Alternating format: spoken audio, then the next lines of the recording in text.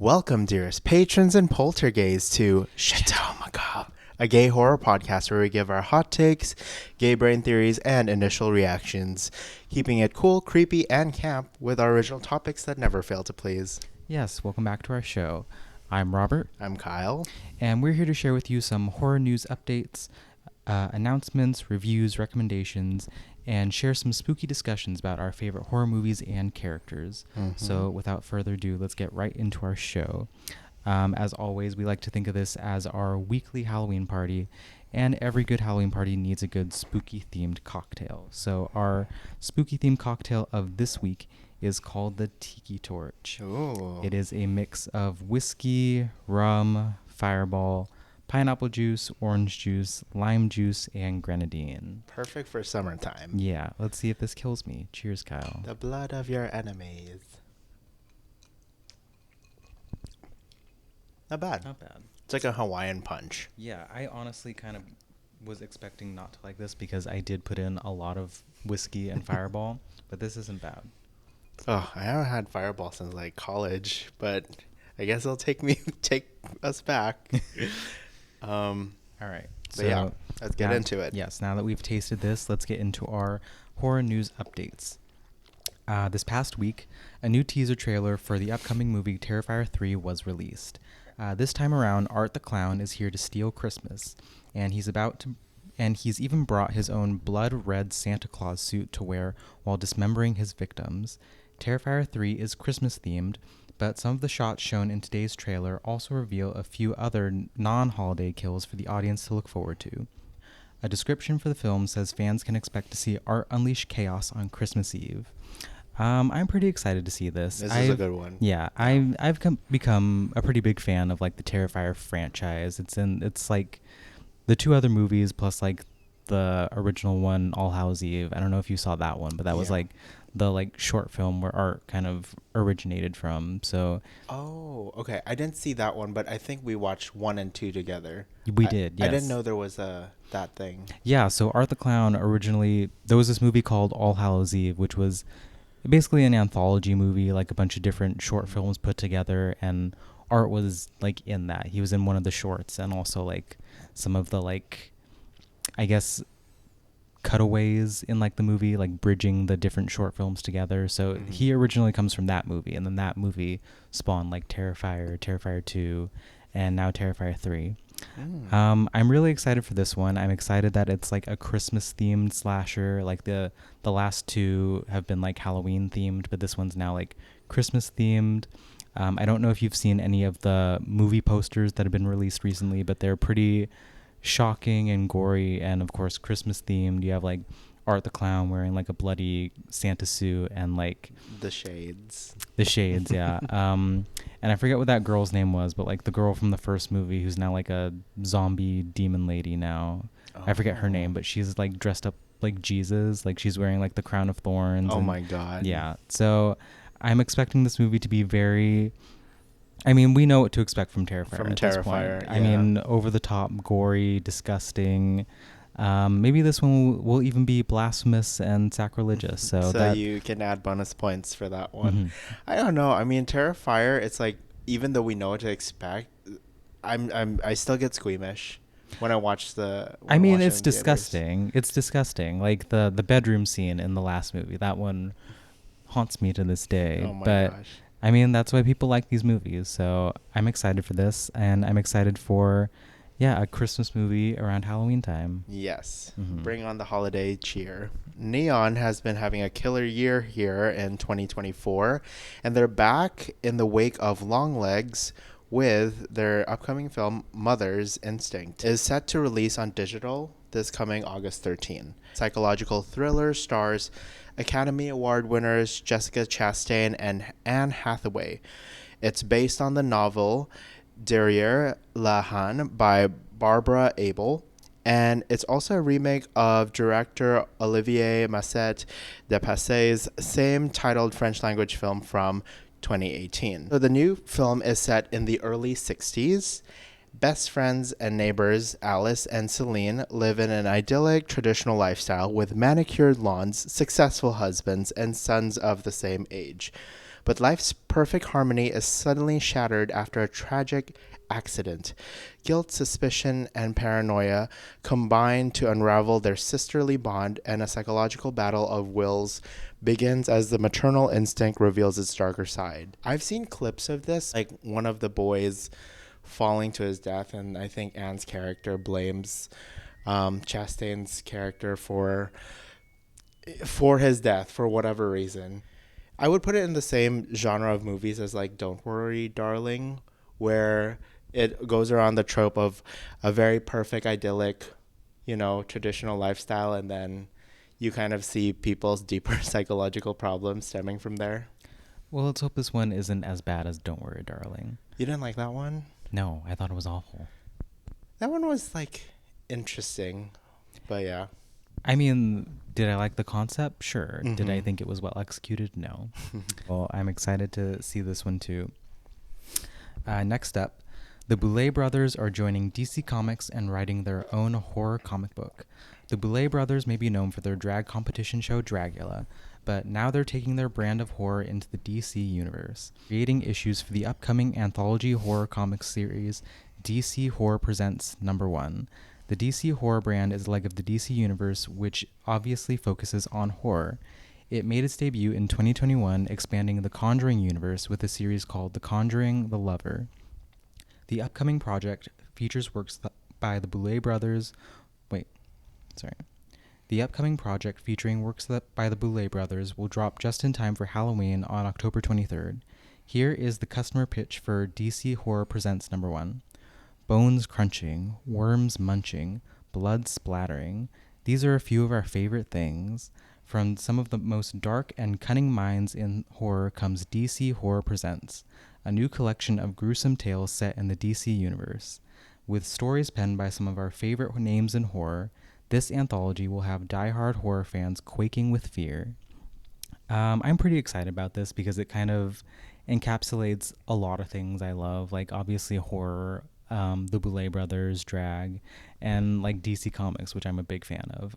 So this is kind of like a triple whammy for me. I'm pretty excited for this. I'm obviously more excited to like get some more queer representation in comics. Like we've been slowly getting more of that in the last few years, but I'm excited that obviously we have the Boulet brothers, like two of the biggest like drag icons in the world, like writing stories for, this comic company, and that makes me feel pretty good. I'm not a huge, I'm more into like superhero comics. I haven't read a lot of like horror comics, but maybe I'll pick this up and see like how, this is like a pretty promising like customer pitch, like all this gore and destruction and death, so hopefully it delivers on all that. As somebody who's been very invested in the comic book universe, has there been any drag icons or drag representation in any comics that you've come across?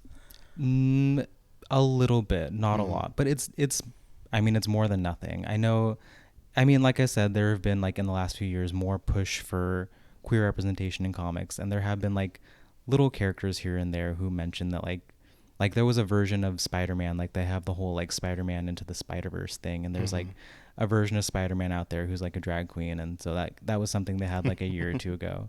That's the only thing I have off the top of my head, but as far as like drag artists writing comic books in like the mainstream, this is the first time I think this has happened, so this is pretty exciting for me, so I'm very happy about it. Yeah, I'm really curious to see what the story will be about, and will this kind of like segue into bringing people from Dragula, or I would hope so. Yeah. I would hope that like all fans of drag and Dragula and all that will like support the Boulet brothers and like this project, because like like I said, this is pretty big for like representation, them getting to write for this very big like comic company. So if you like the Boulet brothers and you like drag, maybe go out and support them with this project. Yes, check it out. All right. My next news update is the Mortuary Assistant Definitive Edition is coming to consoles to celebrate the 2-year anniversary of the original PC release of the Mortuary Assistant. Darkstone Digital and Dread XP are thrilled to announce that the bone-chilling horror will be coming to Xbox One, Xbox Series XS, PlayStation 4, and PlayStation 5 this coming August 2nd, 2024. In addition to launching on new platforms, the Definitive Edition brings updated gameplay to both the PC and Nintendo Switch versions as well. In the Mortuary Assistant, the original story, you take on the role of Rebecca Owens, a newly graduated apprentice at Riverfields Mortuary. But not everything at this job is as it seems. Late night, you are called in to handle some embalmings. When the mortician Raymond calls the mortuary when you arrive, you soon realize that this is a night like no other, and there's no escape from the demonic forces plaguing the mortuary. I wanted to talk about this because, as you know, I've talked in other episodes that I love watching horror gameplay like at random. And this is definitely one of the more well-known PC games making the rounds. And like I said, like it's horror games have been like the storylines are improving, so they're kind of like mini movies. And I love seeing, especially if they're not under like big developers, like, you know, the Last of Us, which sometimes they're like really bound by very, very tight guidelines on like what you can do in terms of like the narrative aspect. Companies like this, they just go like all out. And it's kind of crazy, and you get all these original stories. I mean, I don't see myself playing this game, but it's so fun to watch. That's the perfect tagline for this game. You won't want to play it, but You you'll just want to wanna watch watch it. Yeah. You want to watch your favorite streamers play it and like them lose their shit over it. I honestly go to the comment section and just click on all of the timestamps on like where the streamer is like screaming because I don't know, it's funny to watch. Sometimes you can't watch like the whole 3 hour gameplay, but you just want to see, I want to see scary scene 1, 2, 3, 4, 5. But definitely this one's a good one to play or stream, and I'm excited about the new features. Nice, nice. All right, so that brings us to the end of our horror news updates. So let's get into our main discussion of this episode, where we're talking about some of our favorite horror movies that are perfect for the summertime. You know, I personally, when I'm watching, obviously I watch horror throughout the year, and sometimes I really like to watch horror that correlates to like, you know, whatever holiday or season is going on at the time. Like, you know, October, obviously I'm watching like Halloween or Hocus Pocus. Or, I know you watch like one. Well, I remember when you told me you're like, this whole October, I'm watching one movie a day or something like that. I tried doing that. Yeah, That was realized I was commitment. way too busy to make a commitment like that. But I'll try. I'll try again this year. We'll see if I actually do it. Challenge. Yes. But like I said, I like watching movies that correlate to the different times of year. You know, December I'll watch like Black Christmas or Krampus, or February I watch like My Bloody Valentine. And one season that I think isn't associated as much with horror is like the summertime, which is a shame because like there's quite a lot of horror movies that I think fit the whole like summer vibe and summer like feeling. You know, there's like a lot out there. Like obviously there's like Jaws, or there's X, Texas Chainsaw Massacre, Midsommar, I Know What You Did Last Summer. There's quite a lot out there. So I think me and Kyle kind of just wanted to get together and give some like movie recs and you know, talk about some of our favorite movies that give those like summertime vibes, perfect for your next like spooky summer Halloween party. Yeah, anything involving the beach, the ocean, summer camp, like traveling, holidays, you know, it's all lodged under that umbrella. So add it to your next summertime slasher watch list. So with that said, I will give my first recommendation, which I feel like is kind of an obvious one. It's Friday the 13th. I feel like any movie in like this expansive Friday the 13th franchise could fit in here. You could watch pretty much anyone. They all kind of fit like the same like summertime vibe. They all kind of follow the same rough narrative formula. Like you get a bunch of dumb young people going into the forest at a summer camp, usually Camp Crystal Lake, but not always. And, you know, they'll drink a little beer, have a little sex, and one by one get picked off by Jason Voorhees or his mother, Pamela. Um, Obviously, like I said, this is, I think, a pretty obvious one to watch for the summertime. Like, takes place at a summer camp at the lake, and it's one of those quintessential, like, I don't know, one of those. Obviously, it's like a quintessential horror movie in general. Like, Jason Voorhees is like one of the most iconic, if not like the absolute most iconic slashers. But like, yeah, it just really gives those like summertime vibes. If I were to give like my personal recommendations for like any of the Friday the 13th movies, two of my favorites are Friday the 13th Part 3 or the remake from 2009. I like Part 3 just because I feel like that one out of all of them gives like the most summertime vibes. Like, even though that one doesn't take place at Camp Crystal Lake, it takes place at like a cabin in the woods, and you still have like the dumb teenagers, the lakeside like brutal kills. Mm-hmm. And this one I think is important because this is the one that where Jason gets like obviously the iconic like hockey mask. He doesn't have it before this, so this Mm-hmm. movie is where he gets it. So this one is, I think, an important one. What about that third movie? Was it that was kind of like the best fitting for you in terms of thinking of summer horror movies? I think because this movie, more than like the first two, like actually takes place in like the daytime. A lot of the kills in this movie take Yeah. place in the daytime. You like, there's this iconic sequence where like Jason is like killing off a bunch of the teenagers in like this barn that's like on like the property near the cabin that they're staying in. And like it's fully daytime, like the sun is beating down. That's what I associate summertime with, like just like bright sun, sunshine, Mm-hmm. and you get to see the kills better. So that's what I like. That's also kind of why I like the 2009 remake, because a lot of that takes place in the daytime too. I also like the remake a lot because like it's so unserious. Like, Mm-hmm.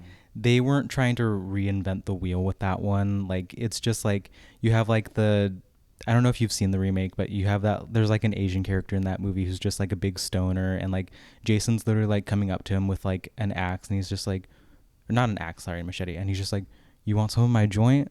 And it's so stupid. And whenever I think of that movie, the first thing that comes to mind is like there's this scene where like Jason is like hunting this like dumb like blonde bimbo in like camp in like Crystal Lake, and like he just like stabs her in the head, and like before she dies she just like flashes her boobs at the camera and then just sinks in the lake. That's what That screams summer. that screams summer. She It said really brat does. summer. Yes, tits out for Jason Voorhees. Tits out. Yes. So, yeah, Friday the 13th, pretty obvious choice, but yes, pick one of any one of the Friday the 13th movies to watch this summer. Particularly the ones that I just said. Pick Yeah, those. the number 3. Okay, I need to check that one out now because Okay. Yes. It's not one of like a fan favorites by far, but like that's one of my personal favorites. No, I like the fact that there are differences. It's not so it doesn't get like tiring. Yeah. If you gotta Yeah. make a stupid one in the film franchise, make a stupid one.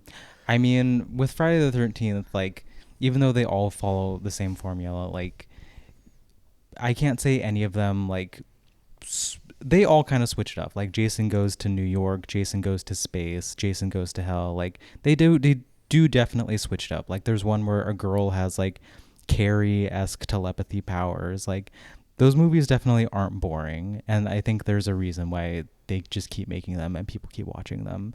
They definitely aren't boring. There's one for every season. That's Literally. why Terrifier now is like the next Terrifier you're gonna see is like summertime. Mm-hmm. I'm not even Yeah. kidding. Yeah. All right. Continuing on, my first movie is Infinity Pool from 2023. So, just a bit of explanation about the film. It's a science fiction horror film written and directed by Brandon Cronenberg, starring Alexander Skarsgård, your fave girl Mia Goth, and Cleopatra Coleman. The film follows a struggling writer and his wife on vacation who, after an accident, discover the country's dark culture. So, I thought of this movie because when we were thinking about ideas for this, I thought of movies that feature more of like the idea of vacation, the idea of getaways, and a lot of the same tropes. Like I think like a lot of sex and summertime kind of coincide in a lot of these movies. Yeah, I agree. I know maybe it's like the heat, it gets people going. But yes, this movie is set on. I'd like to say it's a fictional country, Hmm. but I don't know if I would call it a tropical country. Probably not. I don't know. I don't think. Well, maybe They go because to they a do. They go to beach. the beach quite a Yeah, lot. but Yeah. I don't know if that makes it. Um, it gives me like Croatia, like vibes. I don't know. Um, Maybe. so orgies, drugs, and murder, Hmm. regular stuff on Hmm. vacation. Yes. Yeah. Sorry, you were gonna say something. Well, I was just gonna say that I love this movie. You already called it because of Mia Goth. Hmm. Like whenever I think of this movie, I just think of that like iconic scene that everyone always uses on Twitter of her just like screaming and shooting the gun randomly. Oh, I thought you were gonna talk about the breastfeeding scene. Well, that's not. There's so many random like unhinged scenes in this movie. Like it's either the scene of Mia Goth shooting a gun, or the scene of Mia Goth just like going up to Alexander Skarsgård and like And jacking him off on the beach. yeah, Yeah, just it's just and she an just met him that day. She has the confidence of a gay man. She's just like, hey, what's up? Nice. drop him. Yeah. It kind of brought on the larger theme of like how tourists with money probably go to poor countries, you know, cause a ruckus, fuck it up, and have like some sort of like punishment in Hmm. one, like, with no true remorse or accountability. Because just a little refresher in this story, they accidentally murder somebody, and Alexander Skarsgård's character is put on trial for it, and instead of him being killed, they offered him the option to clone himself and for the clone to be killed in his place. It's just a fake version of an apology. Next up, I'm talking about Piranha from 1978. This movie, I mean, this movie is very schlocky. It's very like campy. It was basically just trying to like ride the coattails of Jaws, which had come out like a few years before. But whereas Jaws is a movie about like a town being terrorized by a great white shark, this movie is about a town being terrorized by a swarm of genetically engineered mutated piranhas that were created by the government. As I just said, like this movie is not taken seriously at all.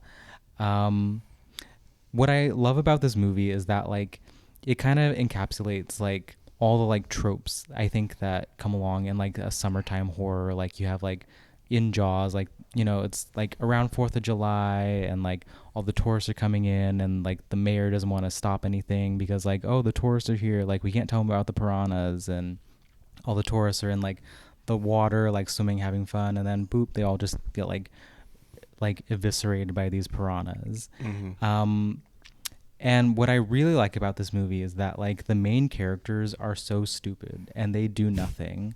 Like they do try to like stop the piranhas and like save the town, but like they fail miserably because they're just stupid. They're just like, "Oh, we got to go save everyone." And then like they're just like late. Like they go to try to stop the piranhas and then they just don't show up in time. And then that's the end of the movie. Like people die from the piranhas and the good guy is just like, oh well, sorry. Oh well.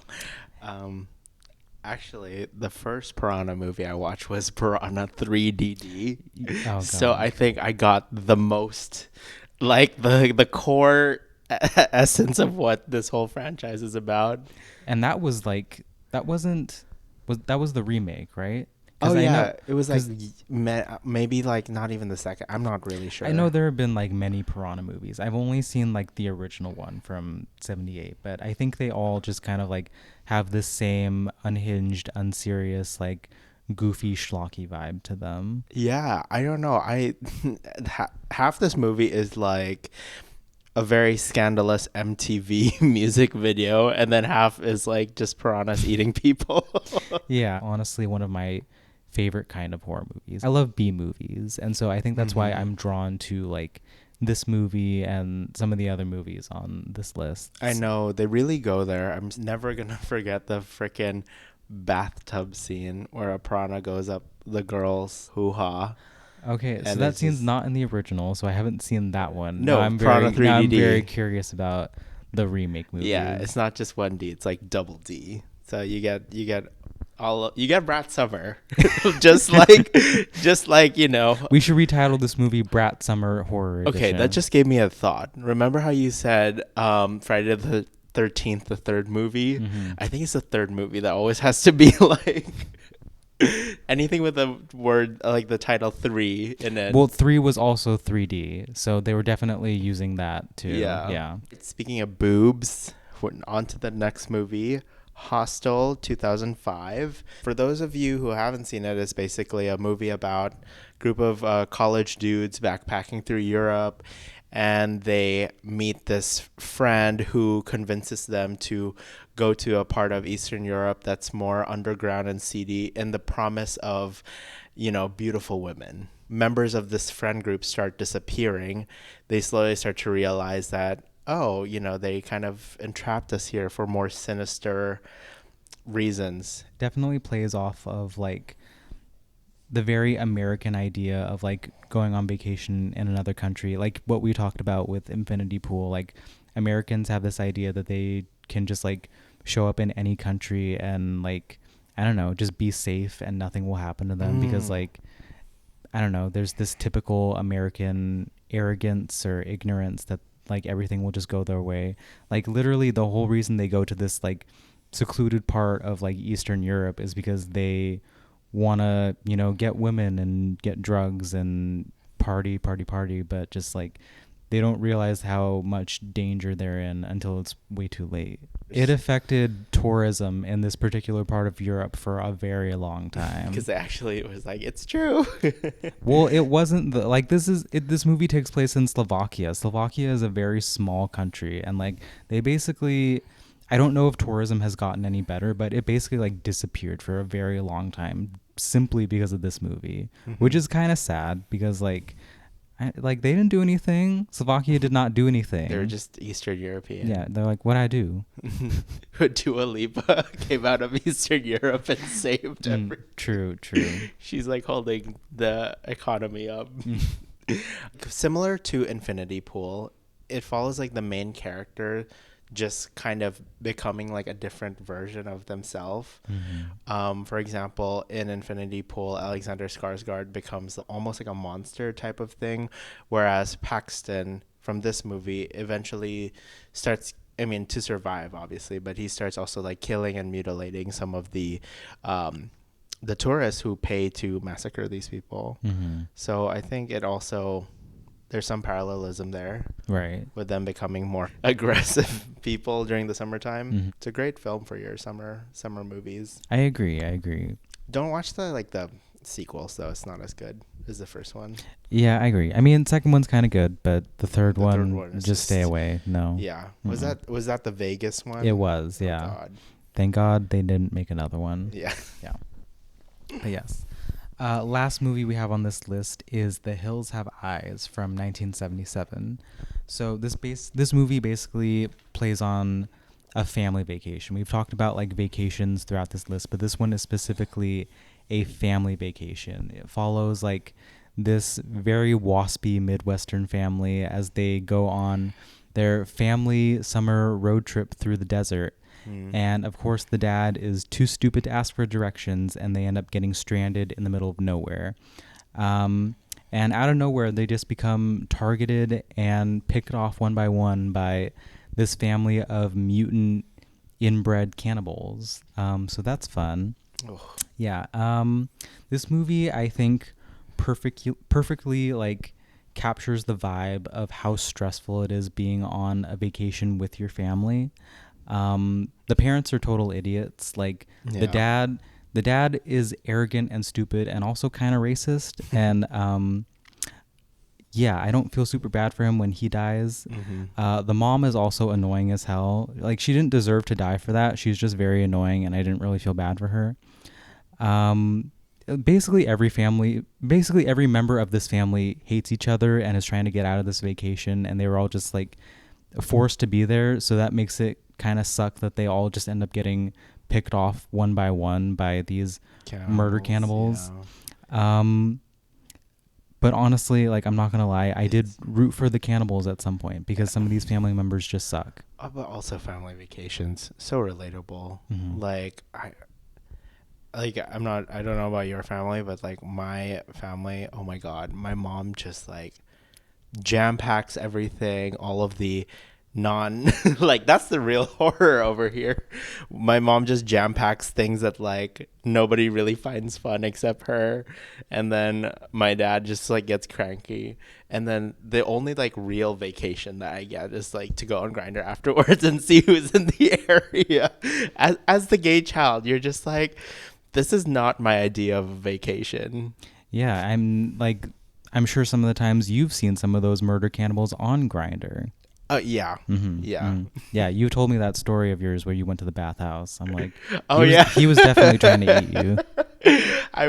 Yes, that was a place in Australia. I wonder if it's still up there, but I'll never forget. That's a story for another time for sure. Yeah. Yeah. But yeah, this movie kind of gives like the whole reason why I don't go on family vacations anymore because, well, for one thing, the family just like annoys the hell out of each other, and which I relate to. Like, I love my family, but like I can't be trapped in the same room for them, let alone like an RV or a car for more than a few hours. Like, I'm sorry, you guys, I love you, but I can't do it. And yeah, God forbid we get stranded in the desert because my dad wouldn't ask for directions, which he does. He refuses to ask for directions or even use his phone because my Like dad for GPS. my dad is very afraid of technology. He thinks someone's gonna hack his phone and like kidnap him or something. But yeah, literally why I'm saying I won't go on vacations with them like that anymore. So we'll do a day trip or something, but I'm not doing anything. I'm not doing any road trips. I'm not doing it anymore. You're like, I'd rather survive with a group of They can't. gays in a horror movie than with my family. Or even the cannibals. Like, can I join you guys? Right. And Yeah. then terrorize the next family. Yeah. So Brat Summer. So yeah, that's why I think The Hills Have Eyes would be a great summerween movie. So in conclusion, we hope these movies kind of inspire you guys to, throw your own like summerween spooky summer party of your own, watch some scary movies, lay in the pool, make some popcorn, and watch a bunch of people get butchered. Perfect for the summertime, right? Yeah. Resurrect your own ancient piranha fossil fish and unleash it in the beaches of LA. Yes. Start a new... I mean, there's already like mutated fish in the ocean in LA, so I mean, it wouldn't be that surprising for them to show up. I know. Yeah. They catch them and they're like, non-GMO. Or GMO, sorry. Yes. So that brings us to the end of this show. Dearest patrons and poltergeists, we hope you enjoyed your stay at Chateau Macabre. If you would like to see more of our content, you can follow us on Apple Podcasts, Spotify, or wherever you listen to podcasts. Our YouTube channel is at Chateau Macabre, and our Instagram is at Chateau Macabre Podcast. Join us next time at Chateau Macabre. Bye. Chateau Macabre is not endorsed by any of the material owners presented during the show. It is intended for entertainment and informational purposes only. All names, pictures, sounds, and clips are registered trademarks of their respective trademark and/or copyright holders.